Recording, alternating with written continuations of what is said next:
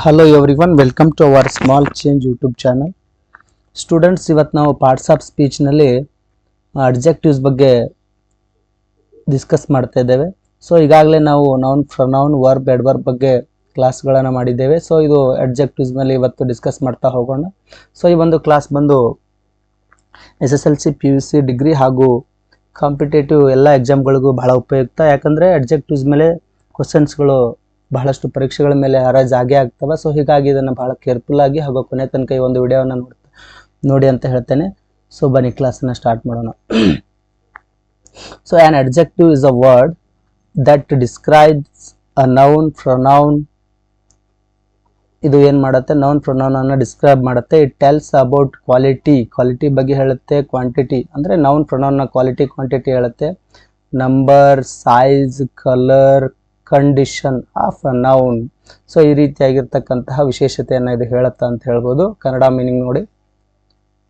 ವಿಶೇಷತೆ ಅಂತಂದರೆ ಅಡ್ಜೆಕ್ಟಿವ್ ಅಂದರೆ ನಾಮಪದ ಅಥವಾ ಸರ್ವನಾಮವನ್ನು. ಸೊ ಇದು ಬಹಳ ಮುಖ್ಯ. ನಾಮಪದದ ಬಗ್ಗೆ ಸರ್ವನಾಮ ಇದನ್ನು ವಿವರಿಸ್ತಕ್ಕಂಥ ಪದಕ್ಕೆ ನಾವು ಅಡ್ಜೆಕ್ಟಿವ್ಸ್ ಅಂತ ಕರಿತೀವಿ.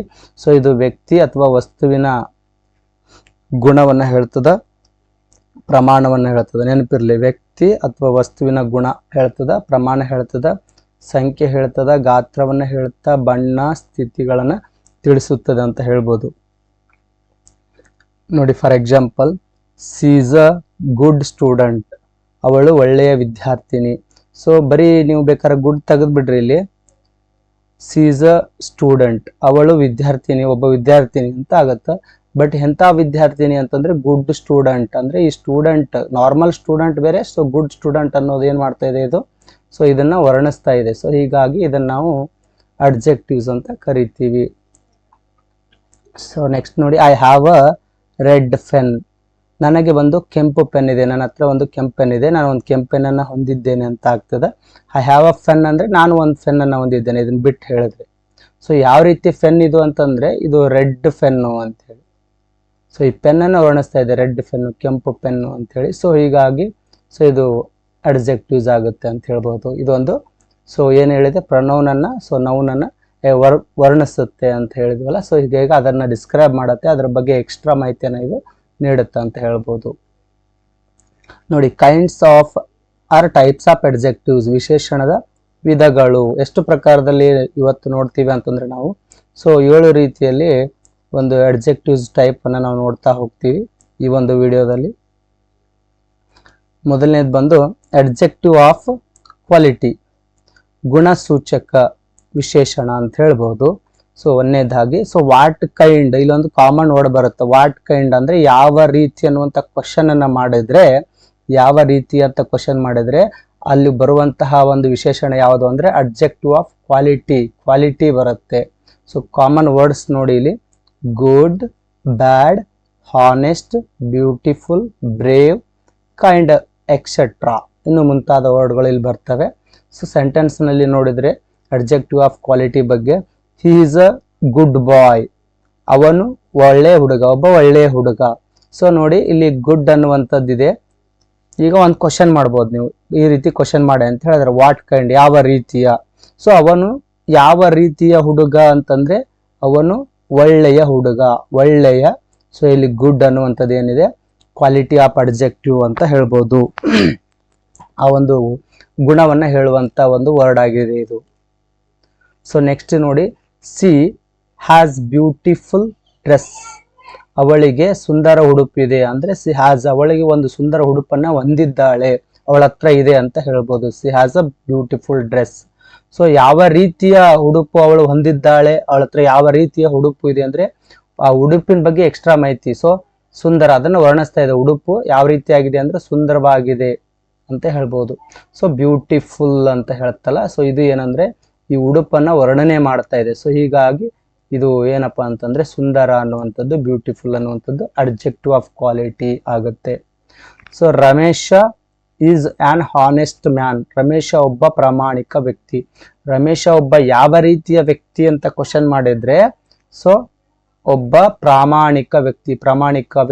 ಪ್ರಾಮಾಣಿಕ ಅನ್ನುವಂಥದ್ದು ಏನಾಗುತ್ತೆ, ಸೊ ಕ್ವಾಲಿಟಿ ಹೇಳುತ್ತ ಈ ವ್ಯಕ್ತಿ ಬಗ್ಗೆ.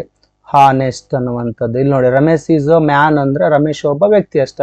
ಬಟ್ ಯಾವ ರೀತಿ ವ್ಯಕ್ತಿ ಇದ್ರ ಗುಣ ಹೇಳೋದಾದ್ರೆ, ಕ್ವಾಲಿಟಿ ಹೇಳೋದಾದ್ರೆ ಅದು ಹಾನೆಸ್ಟ್ ಅಂತ ಹೇಳ್ತಾ ಇದೆಯಲ್ಲ. ಸೊ ಇದನ್ನ ಏನ್ ಮಾಡ್ತಾ ಇದೆ ಅಂತಂದ್ರೆ ವರ್ಣಿಸ್ತಾ ಇದೆ, ಡಿಸ್ಕ್ರೈಬ್ ಮಾಡ್ತಾ ಇದೆ ಅಂತ ಹೇಳ್ಬಹುದು. ನೆಕ್ಸ್ಟ್ ನೋಡಿ, ಟೈಗರ್.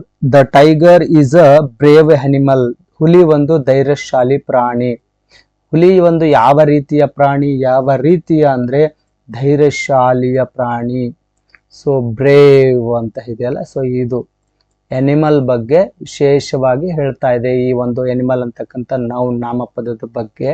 ಸೊ ವಿಶೇಷವಾಗಿ ಬ್ರೇವ್ ಎನಿಮಲ್. ಕಾಮನ್ ಆಗಿ ಹೇಳಿದ್ರೆ ಟೈಗರ್ ಇಸ್ ಅ ಎನಿಮಲ್ ಅಂದ್ರೆ ಹುಲಿ ಒಂದು ಪ್ರಾಣಿಯಾಗಿದೆ ಅಂತ ಹೇಳ್ಬೋದು.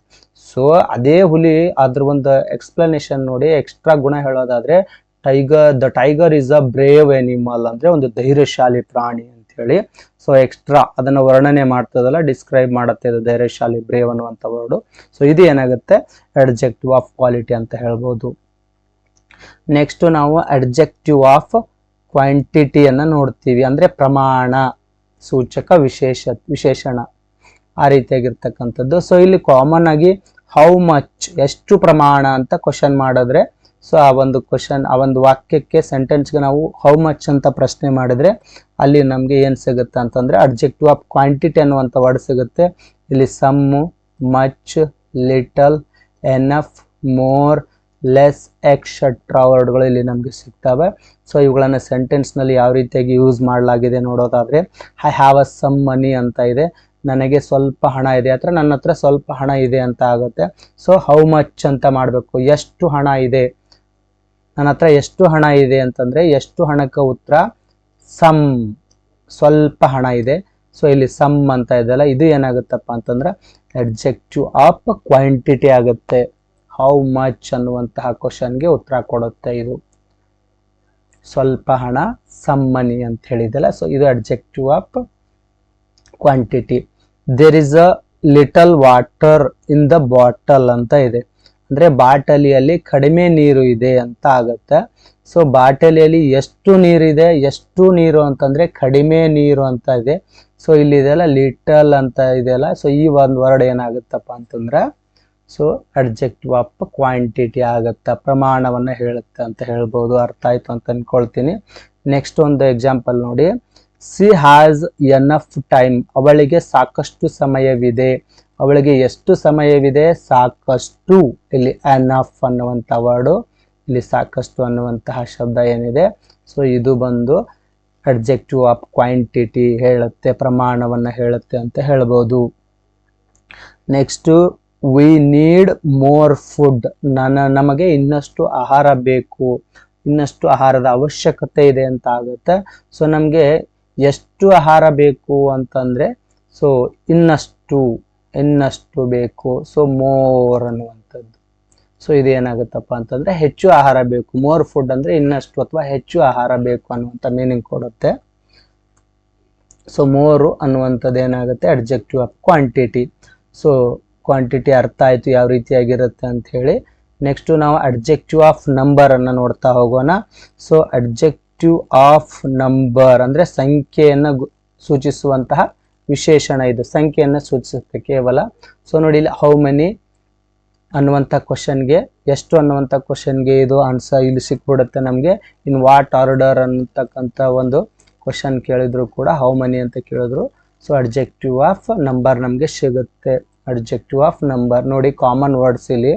So 1, 2, fast, second, many, few ಅಂತಕ್ಕಂಥ ಕಾಮನ್ ವರ್ಡ್ಸ್ಗಳು ಇಲ್ಲಿ ಬರ್ತವೆ.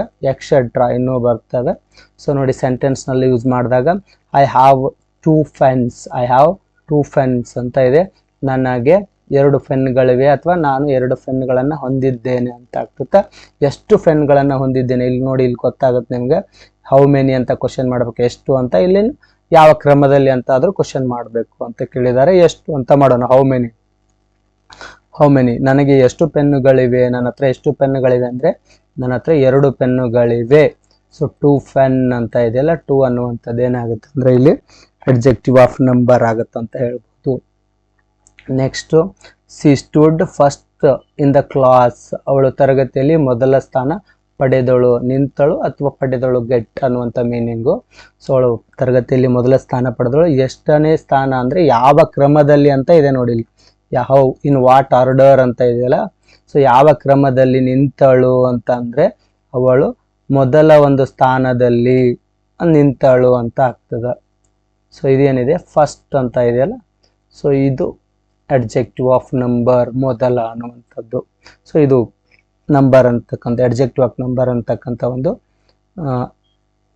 ಮೀನಿಂಗ್ ಕೊಡುತ್ತೆ. ಸೊ ಇದು ಅಡ್ಜೆಕ್ಟಿವ್ ಆಫ್ ನಂಬರ್ಗೆ ಒಂದು ಎಕ್ಸಾಂಪಲ್ ಆಗಿರ್ತಕ್ಕಂಥ adjective. Next my students are present, sorry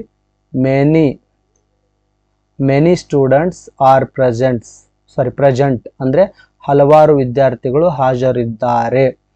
so ಎಷ್ಟು ವಿದ್ಯಾರ್ಥಿಗಳು ಹಾಜರಿದ್ದಾರೆ, ಎಷ್ಟು ಅಂತಂದ್ರೆ ಅದಕ್ಕೆ ಕ್ವಶನ್ನೇ ಹಲವಾರು.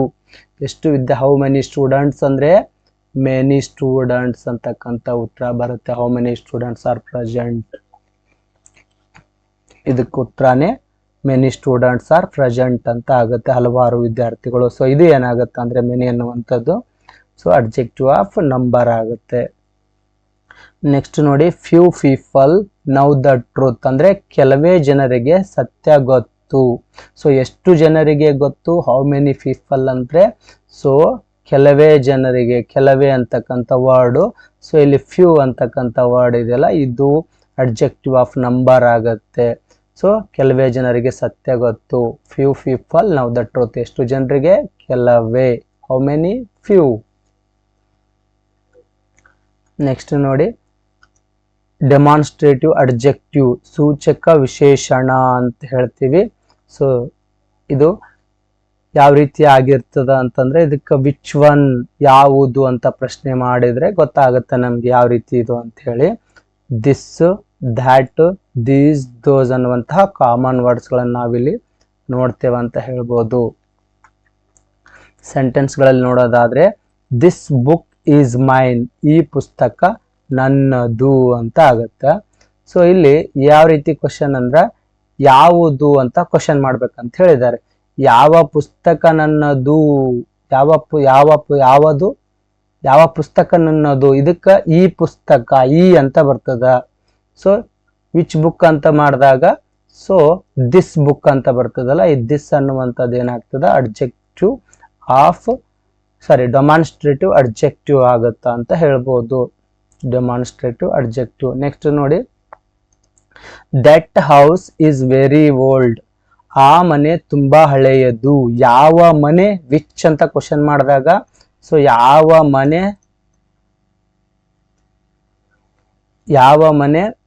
ತುಂಬಾ ಹಳೆಯದು ಅಂತಂದ್ರೆ ಸೊ ಆ ಮನೆ, ದಟ್ ಹೌಸ್. ಇದು ಏನಾಗುತ್ತಪ್ಪ ಅಂದ್ರೆ ದ್ಯಾಟ್ ಅನ್ನುವಂಥದ್ದು ಡೆಮಾನ್ಸ್ಟ್ರೇಟಿವ್ ಅಡ್ಜೆಕ್ಟಿವ್ ಆಗುತ್ತೆ. Next, these flowers are fresh, ಈ ಹೂಗಳು ತಾಜಾ ಇವೆ. ಸೊ ಯಾವ ಹೂಗಳು, ಈ ಹೂಗಳು, ಈ ಅನ್ನುವಂಥದ್ದು ದೀಸ್ ಅನ್ನುವಂಥದ್ದು ಏನಿದೆ ಸೊ ಇದು ಡೆಮಾನ್ಸ್ಟ್ರೇಟಿವ್ ಅಡ್ಜೆಕ್ಟಿವ್ ಆಗುತ್ತೆ. ನೆಕ್ಸ್ಟ್ ನೋಡಿ, ದೋಸ್ ಬಾಯ್ಸ್ ಆರ್ ಪ್ಲೇಯಿಂಗ್ ಅಂತ ಇದೆ. ದೋಸ್ ಬಾಯ್ಸ್ ಆರ್ ಪ್ಲೇಯಿಂಗ್, ಆ ಹುಡುಗರು ಆಟವಾಡುತ್ತಿದ್ದಾರೆ. ಯಾವ ಹುಡುಗರು ಆಟವಾಡುತ್ತಿದ್ದಾರೆ, ವಿಚ್ ಅಂತ ಮಾಡಿದಾಗ ಸೊ ಆ ಹುಡುಗರು, ದೋಸ್ ಅಂತ ಇದೆಯಲ್ಲ, ಇದು ಡೆಮಾನ್ಸ್ಟ್ರೇಟಿವ್ ಅಡ್ಜೆಕ್ಟಿವ್ ಆಗುತ್ತೆ. ಸೊ ಅರ್ಥ ಆಯ್ತು, ಅರ್ಥ ಆಗ್ತಾ ಇದೆ ಅಂತ ಅನ್ಕೊಳ್ತೀನಿ.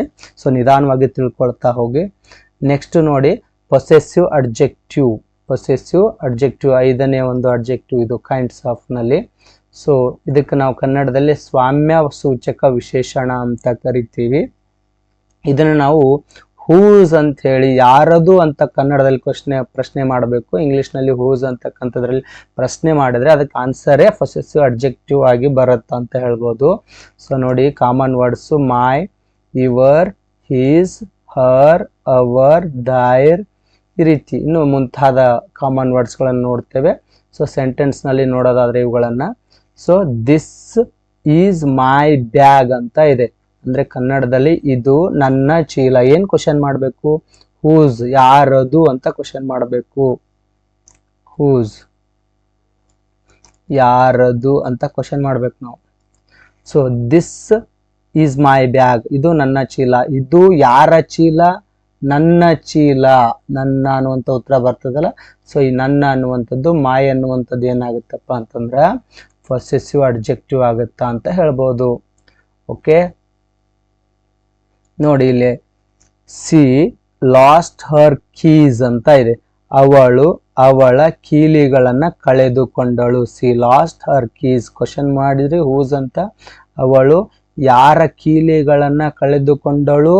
ಅವಳ ಕೀಲಿಗಳನ್ನ. ಅವಳ. ಸೊ ಇಲ್ಲಿದೆಯಲ್ಲ ಇಂಗ್ಲಿಷಲ್ಲಿ ಹರ್ ಅಂತ ಇದೆ ನೋಡಿ, ಹರ್ ಕೀಸ್, ಅವಳ ಕೀಲಿಗಳನ್ನ. ಸೊ ಈ ಹರ್ ಅನ್ನುವಂಥದ್ದು ಏನಾಗತ್ತಂದ್ರೆ ಪೊಸೆಸಿವ್ ಅಡ್ಜೆಕ್ಟಿವ್ ಆಗುತ್ತಾ? ಅರ್ಥ ಆಯ್ತು ಅಂತ ಅನ್ಕೊಳ್ತಾ ಇದ್ದೀನಿ. ನೆಕ್ಸ್ಟ್ ನೋಡಿ, ಹಿ ಕಂಪ್ಲೀಟೆಡ್ ಹೀಸ್ ವರ್ಕ್. ಅವನು ಅವನ ಕೆಲಸ ಮುಗಿಸಿದನು. ಅವನು ಹೂಸ್ ಅಂತ ಪ್ರಶ್ನೆ ಮಾಡ್ಬೇಕು. ಯಾರ ಕೆಲಸ ಮುಗಿಸಿದ? ಅವನು ಯಾರ ಕೆಲಸ ಮುಗಿಸಿದನು? ಅವನ ಕೆಲಸ ಮುಗಿಸಿದನು. ಹೂಸ್ ವರ್ಕ್ ಅಂದ್ರೆ ಹೀಸ್ ವರ್ಕ್ ಅಂತ ಬರುತ್ತಲ್ಲ. ಸೊ ಇದು ಏನಾಗತ್ತಂದ್ರೆ ಪೊಸೆಸಿವ್ ಅಡ್ಜೆಕ್ಟಿವ್ ಆಗತ್ತ ಅಂತ ಹೇಳ್ಬೋದು. ನೆಕ್ಸ್ಟ್ ನೋಡಿ, ವಿ ಲವ್ ಅವರ್ ಕಂಟ್ರಿ. ನಾವು ನಮ್ಮ ದೇಶವನ್ನ ಪ್ರೀತಿಸುತ್ತೇವೆ. ನಾವು ಯಾರ ದೇಶವನ್ನ ಪ್ರೀತಿಸುತ್ತೇವೆ? ನಾವು ನಮ್ಮ. ಯಾರ ದೇಶ? ನಮ್ಮ ದೇಶ ಅಂತ ಬರ್ತದಲ್ಲ, ಇದು ನಮ್ಮ ಅನ್ನುವಂಥದ್ದು ಪೊಸೆಸಿವ್ ಅಡ್ಜೆಕ್ಟಿವ್ ಆಗತ್ತೆ. ಇಂಗ್ಲಿಷಲ್ಲಿ ಅವರ್ ಅನ್ನುವಂಥದ್ದು ಏನಿದೆ, we love our country. So our ಅನ್ನೋದು ಇಲ್ಲಿ ಪೊಸೆಸಿವ್ ಅಡ್ಜೆಕ್ಟಿವ್ ಆಗತ್ತ. ಸೊ ನೆಕ್ಸ್ಟ್ ನೋಡಿ, ಇಂಟ್ರಾಗೇಟಿವ್ ಅಡ್ಜೆಕ್ಟಿವ್ ಅಂದ್ರೆ ಪ್ರಶ್ನಾರ್ಥಕ ವಿಶೇಷಣ ಅಂತ ಕರಿತೀವಿ. ಇಲ್ಲಿ ಪ್ರಶ್ನೆ ಮಾಡತಕ್ಕಂಥದ್ದು ಇರುತ್ತೆ. ಪ್ರಶ್ನೆ ಕೇಳಲು ಬಳಸುವಂತಹ ವಿಶೇಷಣಗಳನ್ನು ನಾವು ಪ್ರಶ್ನಾರ್ಥಕ ಅಂತ ಕರಿತೀವಿ. ನಿಮಗೆ ಕಾಮನ್ ಆಗಿ ಇಲ್ಲಿ ವಿಚ್ಚು, ಪಾಟು, ಹೂಸು, WH ವರ್ಡ್ಗಿಂದ ನಾವು ಕಾಮನ್ ಆಗಿ ಕ್ವಶನ್ಗಳನ್ನ ಮಾಡೇ ಮಾಡ್ತೀವಿ. ಅವೆಲ್ಲ ಪ್ರಶ್ನಾರ್ಥಕ ಅಡ್ಜೆಕ್ಟಿವ್ಗಳು ಆಗ್ತವ ಅಂತ ಹೇಳ್ಬೋದು. Which book do you want? ನಿನಗೆ ಯಾವ ಪುಸ್ತಕ ಬೇಕು ಅಂತ ಹೇಳಿ. ಸೊ ವಿಚ್ ಅಂತ ಇದೆಯಲ್ಲ, ಇದು ಏನಾಗುತ್ತಂದ್ರೆ ಪ್ರಶ್ನಾರ್ಥಕ ಇಂಟ್ರಾಗೇಟಿವ್ ಅಡ್ಜೆಕ್ಟಿವ್ ಆಗುತ್ತಾ ಅಂತ ಹೇಳ್ಬೋದು. ನೆಕ್ಸ್ಟ್ ನೋಡಿ, what colour is your pen? ಅಂದ್ರೆ what colour is your car ಅಂತ ಇದೆಯಲ್ಲ, ನಿನ್ನ ಕಾರು ಯಾವ ಬಣ್ಣದ್ದಿದೆ ಅಂತ ಹೇಳಿ ಕೇಳಿದ್ರೆ ವಾಟ್ ಕಲರ್, ವಾಟ್ ಇದು ಏನಾಗುತ್ತೆ ಅಂದ್ರೆ ಸೊ ಇಂಟ್ರಾಗೇಟಿವ್ ಅಡ್ಜೆಕ್ಟಿವ್ ಆಗುತ್ತಾ. Whose pen is this? ಇದು ಯಾರ ಪೆನ್? ಇದು ಯಾರ ಪೆನ್? ಯಾರ ಅಂತ ಇದೆಯಲ್ಲ, ಇದು ಇಂಟ್ರಾಗೇಟಿವ್ ಅಡ್ಜೆಕ್ಟಿವ್ ಪ್ರಶ್ನೆ ಮಾಡ್ತದೆ ಈ ಒಂದು ವರ್ಡ್ ಇಂದ.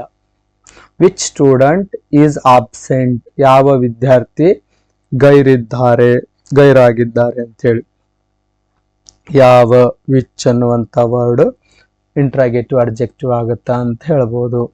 ಸೊ ಇದೆಲ್ಲ ಅಡ್ಜೆಕ್ಟಿವ್ ಕುರಿತು ಕ್ಲಿಯರ್ ಆಗಿ ನಿಮಗೆ ಡೌಟ್ ಕ್ಲಿಯರ್ ಆಯಿತು, ಅರ್ಥ ಆಯಿತು ಅಂತ ಅನ್ಕೊಳ್ತೀನಿ.